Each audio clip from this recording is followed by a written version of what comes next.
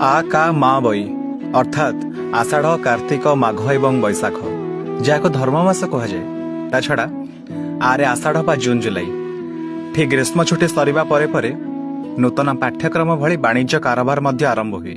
एही समय रे भारत महासागर आसुवा दक्षिण पश्चिम मौसुमी वायु ओडिया तलेयुक्त तरीको जाभा सुमात्रा आदि पूर्वी द्वीप मानक यात्रा करिबारे सहाय्य करे। यह कार्तिक मास जाए बहे। एही मौसुमी वायु हिमालय रे बाड़े ही शीत मास बा माघरे पुणी फेरे। यह प्रत्यावर्तनशील मौसुमी कह जाए जहाँ तरीको प्रत्यावर्तन सहाय्य करे। बईर अर्थ हूँ बैशाख जहाँ एप्रिल मे को बुझाए जहाँकि बेपारी फाइनेंशियल इयर एंडिंग बा वर्षर वाणिज्य कारोबार जोठी शेष हुए आ महाविषुव संक्रांति बा ओडिया नववर्ष आरंभ हुए। यही समय समस्ते ओडिशा रे थांती।